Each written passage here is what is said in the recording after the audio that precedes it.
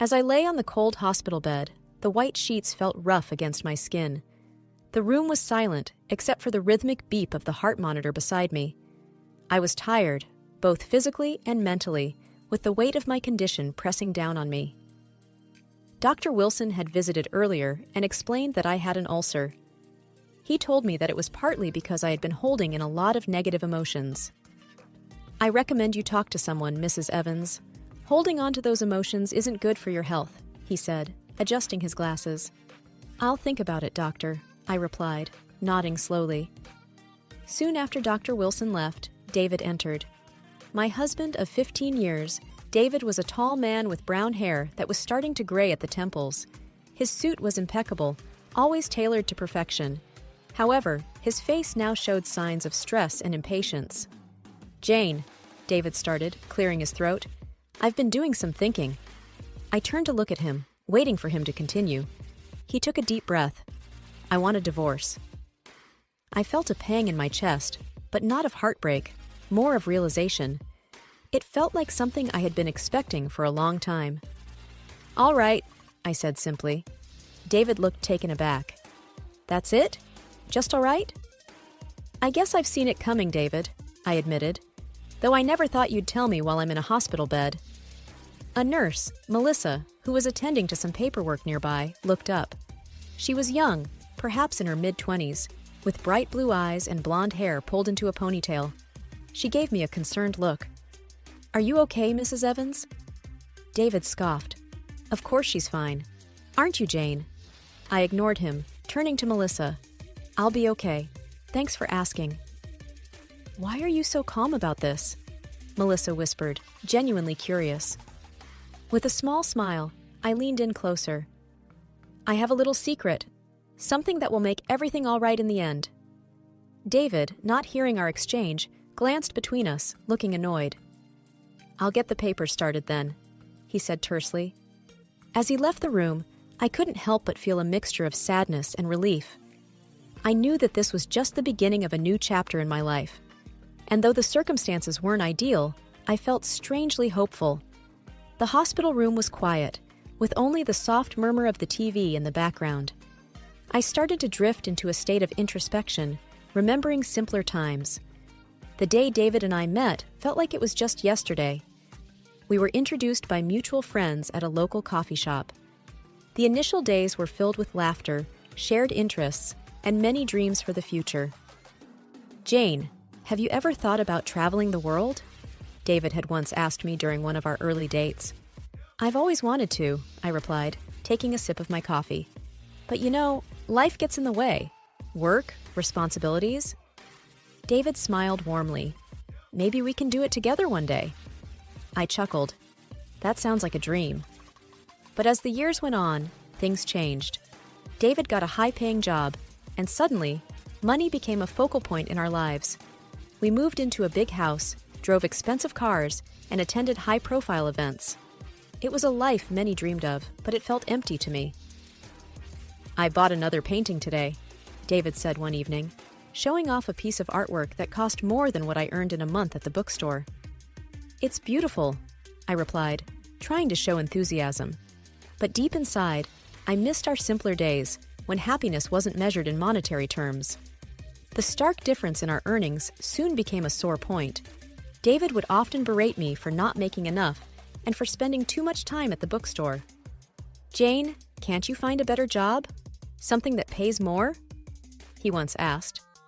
"This is what I love, David," I retorted, frustration evident in my voice. "I thought you of all people would understand." His reply was cold. "Well, love doesn't pay the bills."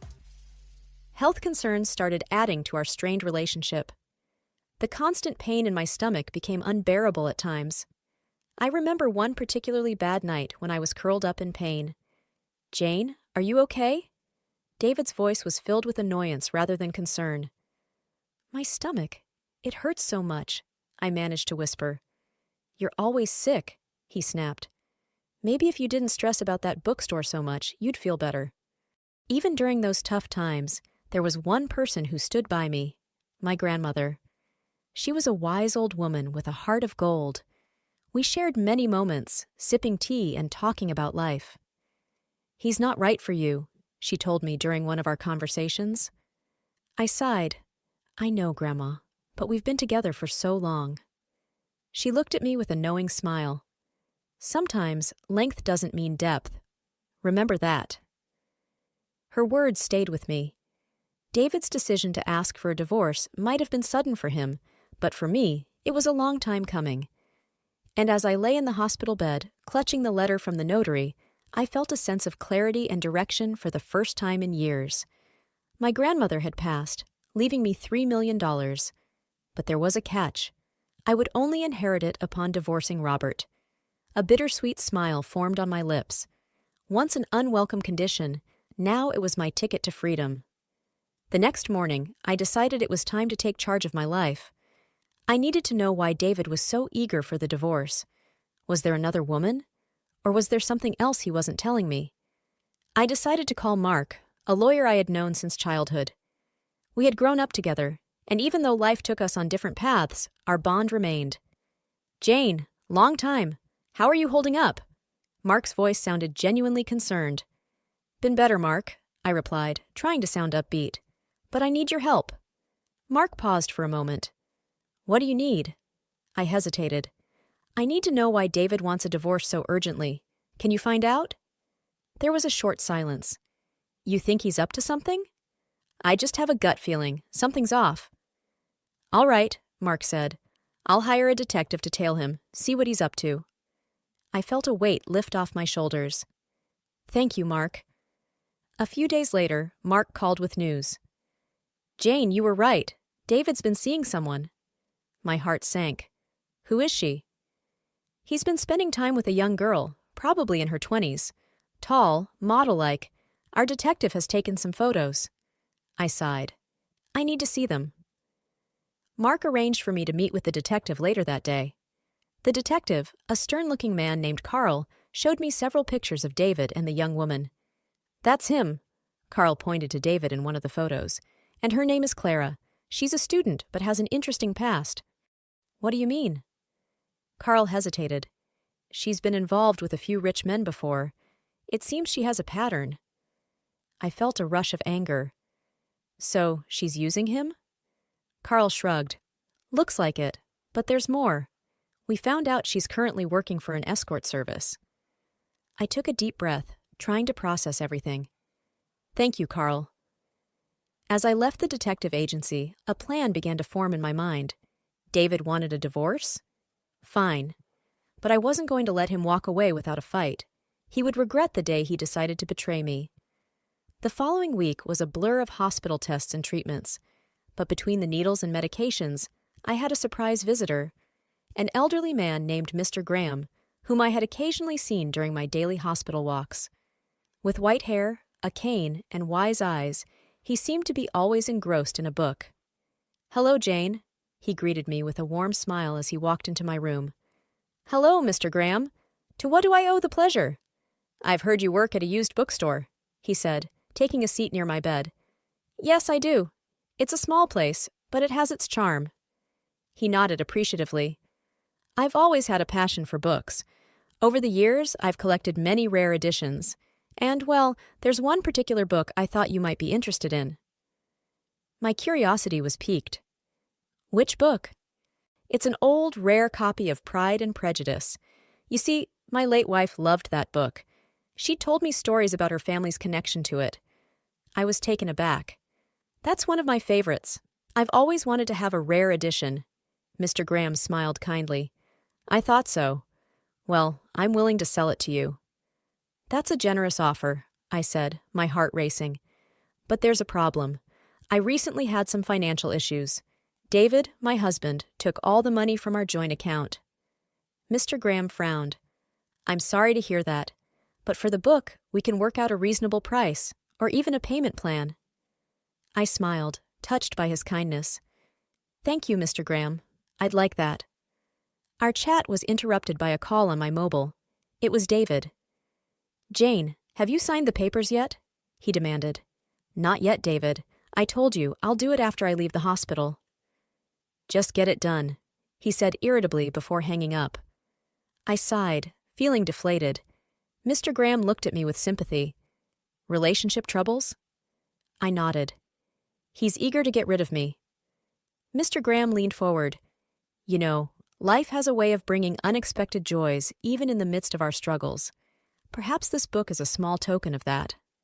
I smiled, wiping away a tear. Thank you, Mr. Graham. You have no idea how much this means to me. As he left the room, I held the book close, feeling a strange sense of comfort. In the midst of chaos and heartbreak, this little piece of literature became a beacon of hope. After my release from the hospital, I met with Mark to strategize our next steps. The evidence against David was strong, and I was ready for confrontation. Mark handed me a file. Everything you need is here. Pictures, documents, everything. I nodded, feeling a mix of anxiety and determination. Thanks, Mark. I appreciate everything you've done. He looked at me seriously. Just remember, be strong. David might try to manipulate or guilt trip you. I'm ready, I affirmed. The confrontation was set for an upscale restaurant downtown. David had chosen the place, probably to flaunt his financial superiority. As I walked in, I saw him seated at a corner table with Clara, the young model. Her presence was unexpected, but made me more determined. David smirked as he saw me. Took you long enough. Traffic, I replied curtly. He gestured to Clara. You remember Clara, my secretary? I smiled sweetly at her. Of course, how could I forget? David, eager to get things underway, said, So, have you signed the papers? I looked at Mark, who handed over a document. David quickly scanned it, his smirk fading. What's this? He asked, sounding genuinely confused. It's a demand for a significant share of your assets, Mark replied coolly. David laughed. On what grounds? Mark slid over the pictures of David and Clara. On these grounds, infidelity. Clara looked horrified, her eyes darting between the pictures and David. David's face went red. This doesn't prove anything. Mark wasn't fazed. It's enough, and there's more. He handed over another set of photos, showing Clara with different men. David looked at Clara, betrayal evident on his face. What is this, Clara? Clara stammered. I can explain. I chimed in. No need. Mark already explained to me about your profession. David looked crushed. His grand plan had backfired spectacularly. I decided it was time to deliver the final blow. Oh, and by the way, David, my grandmother passed away and left me a substantial amount. So don't worry about the dinner bill. I've got it. The look on David's face was priceless. The combination of shock, regret, and realization was almost poetic. I stood up. This is the last time you'll see me, David. Goodbye. Walking out of the restaurant, I felt a sense of freedom I hadn't felt in years. I was finally free from David's toxicity, and it was time for a fresh start. The past few weeks after the restaurant incident had been a whirlwind of changes. The whole town buzzed with news of David's fall from grace, and the whispers and pointed fingers were unavoidable whenever he made a public appearance. One afternoon, my phone rang, displaying David's number. I hadn't expected him to call ever again. Still, out of sheer curiosity, I answered. Hello? Look. David's voice was rough, almost desperate. I need to ask you something. My defenses immediately went up. What do you want? He hesitated, and I could almost picture him struggling for words. I need a loan. I raised an eyebrow. You want money from me? Yes, he sighed, his voice breaking a little. I spent a lot on Clara, on gifts, travels, everything she asked for. Plus, there are debts I've accumulated. I thought I had it under control, but now with everything falling apart, I just need some help to get back on my feet. His confession did give me a moment of satisfaction, but I remembered how he had treated me in the past, his condescending words and attitude. You told me once that I shouldn't spend money on myself because I'm an uninteresting woman, I said coldly, recalling his exact words. Why should I help you now? He was silent, likely recalling that painful memory. I waited. I'm sorry for what I said, he replied. It was wrong, but I really need this. I took a deep breath. David, You made your choices, and now you have to live with the consequences. I won't help you." I could hear the desperation growing in his voice. "Please, just think about it. I'll do anything." "No," I responded firmly. "Goodbye, David." I hung up and took a deep breath, feeling the weight of the past finally starting to lift off my shoulders. I was in control of my life now, and no one could take that away from me. The courtroom buzzed with murmurs, everyone exchanging opinions and whispers, but my focus was sharp. I looked straight ahead, bracing myself for the face-off. The mahogany doors opened, and in walked David, his hair disheveled, and his face reflecting sleepless nights. He still managed to look charming, but I saw through it. Mark, my lawyer, stood tall beside me. "Stay strong," he whispered. "Today is the day we set things right." David approached hesitantly, his eyes pleading. "Can we talk? Just for a minute?" I nodded towards Mark, signaling him to give us a moment. "Make it quick." David took a deep breath. "I'm so sorry. I realize the pain I've caused. Please, can we not do this? Can we not make it a public spectacle?" His words seemed genuine, but years of deceit had made me wary. "David, this isn't about you anymore. It's about justice." He looked defeated, but tried one more time. "Isn't there any room for forgiveness? For us to start afresh?" I stared at him coldly. "There's no us anymore. And as for forgiveness, some things can never be forgiven. You chose this path." Before he could respond, the bailiff announced the judge's arrival. Everyone took their seats. The judge, a middle-aged man with a stern face, spoke. "This court is now in session." Mark began. "Your Honor, my client has suffered emotional and financial turmoil due to Mr. David's actions. The evidence will showcase his deceit." David's attorney tried to interrupt, but Mark continued, "Your Honor, we have photographs, bank records, and messages that point towards Mr. David's consistent betrayal." The evidence was presented, one piece after another, creating an irrefutable chain of David's misdeeds. David looked shattered, realizing the gravity of the situation. "Your Honor," he began, voice shaky, "I admit my mistakes, but I beg the court and my wife for leniency." Mark countered, "Mr. David is only remorseful because he got caught. Had any of these deceitful actions not come to light, he would have continued his ways." The judge, after pondering for a while, said, "Given the overwhelming evidence, this court grants the divorce. Mrs. will receive 80% of the combined assets." David was aghast. "This is extreme." I stood up, anger evident in my voice. "Extreme? Like your affairs? Or draining our accounts? Or every lie you told?" David whispered, "Please just give me a chance." I looked at him squarely. "I gave you years, David. You destroyed that chance every time." Walking out of the courtroom, Mark congratulated me. "You did great. This chapter is closed." I nodded, determined. It's time to rebuild and move forward, without him. The sun outside shone brilliantly, signaling a new dawn, and for the first time in years, I felt truly free. The sky was a bright shade of blue, and the air was fresh, with a hint of morning dew. It had been a month since the court case, and the world seemed different to me. I was sitting in a small cafe near the beach, enjoying a cup of coffee, watching children play in the sand and families laughing together. Sarah, my longtime friend, joined me at the table, her presence always a comfort. "How does freedom feel?" she asked with a teasing smile. "It feels like breathing without any weight on my chest," I replied, taking a sip from my mug. She chuckled. "I never understood why you held on for so long." I sighed. "Neither did I, but it's in the past now. I'm just focusing on what's ahead." A small boy, around 6, ran up to our table, his sandy feet leaving prints. "Excuse me, ma'am. Can you help me build a sandcastle?" I smiled at his innocence. "Sure, why not?" As we sat building the castle, Sarah watched with a soft smile. "You know, you always had a way with kids. Have you thought about what you're going to do next?"